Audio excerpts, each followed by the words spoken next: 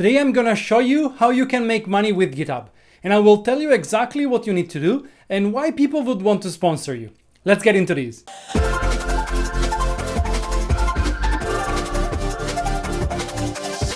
Hi everybody, welcome back to CoderDave. Today I want to walk you through how you can make money and get paid while working on open source projects on GitHub. And there's a couple of ways to do so, but before we see them, let me ask you something. Are you providing value to your users or developers using your projects? It is very important to understand this, because it's not GitHub paying you directly for the work you do, it's the other users, developers, and possibly companies.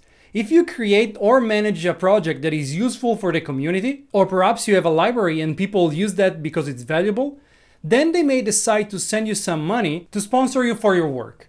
And why would they do that? Well, sometimes the reason is that they really love what you're doing and they want to show you appreciation and support. But often instead, the reason is that they really depend on your project. And so they want to make sure your code, library, or whatever else you're doing keeps getting updated and supported throughout time. And of course, this is even more important for companies. Before December 2020, only single developers and users could sponsor other people's work. But now, also companies can do that. There are so many companies that use open source libraries and components, and now, through donations and sponsorship, they can support the projects they use and need, and again, make sure they are updated and supported throughout time. Alright, now that we understand the mechanics behind that, let's see how we can make this happen. How we can enable users and companies to send us money. And there are mainly two ways to do so. The first one is using third-party providers, and the second one is using GitHub directly. But before we move to that, hit the like button below if you're enjoying this video or you find it insightful, so more users can benefit from it. And also it would mean a lot to me.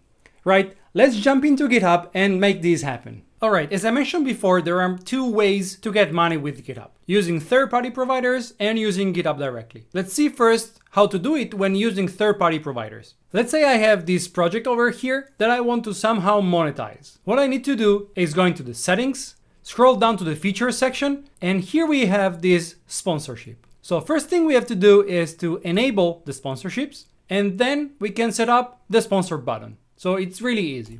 What this does is creating this funding YAML file inside a .github directory in which you can set all the third-party providers you may want to use. Now let's skip GitHub for a second, but you can see that we have all the usual funding mechanism for community users. We have Patreon, we have Open Collective, and many others. Now let's say, for example, we want to add our Patreon user. In my case, I will just remove that and insert CoderDave. Now I can commit this. And now that it's done, if I go back to the main page, you can see that now we have this sponsor this project and we have the Patreon link with my username already filled in. If a user now wants to sponsor me, he can just click on the link and is automatically brought to my Patreon page. Let's go back to GitHub. So this is very easy to enable. And as you can see, it also enabled the sponsor button on top of your repo. If I click on that, I can again select how I want to sponsor this user repo, which of course is my user. Now, another reason why this is easier is that it doesn't require you to apply for the GitHub sponsorship program. If we go back to our funding file, in fact, if you remember before, I said we will take a look at the GitHub part later. You may be tempted to just replace this with your username. Everything seemed to work, but what happened when we click on sponsor? As you can see, we have an error. And this says the users that we've added to the funding are not enrolled in the GitHub sponsor program. This is why I've started with the external providers, because those ones don't require you to be part of the GitHub sponsorship program. What to do if we want to be part of the sponsorship program? As you can see here, we do have this apply to sponsor button we can click on, and this takes us to the main GitHub page for it. We can use the get sponsor button over here. And in here, we can join the waitlist. There is a waitlist because every single application is reviewed manually to make sure users and repos comply to the policies GitHub set. To join the waitlist, you only need to select the country or region where your bank account is. And there are 36 regions supported. In my case is Hong Kong. And also the country or region of residence, which again, for me is Hong Kong. And then you just need to click on the Join Waitlist button over here for your application to be sent.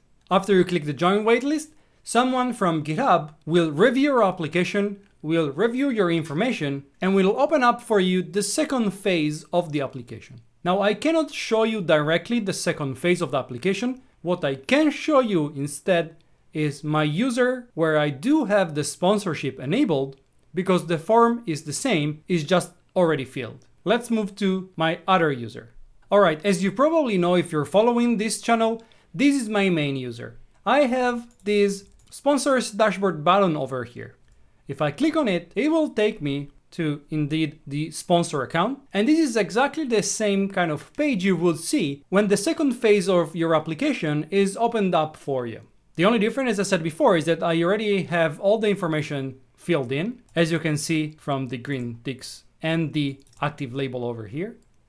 But when this happens for you, you will be inserting all the information over here with who you are, an introduction of yourself, some features repo you wanna showcase. And then when it's done, when the second phase of your application is completed and your profile is accepted into the sponsorship program, you can come back here and first of all, set your sponsor tiers. In my case, I've defined two sponsor tiers, as you can see over here. One with a symbolic $1 a month and another one with a $10 a month. And you can decide the amount. And also, of course, you can set your own text to describe the tier to your user. You can always add a new tier. Let's say I want to have a $50 per month tier. And as I said, you can set a description.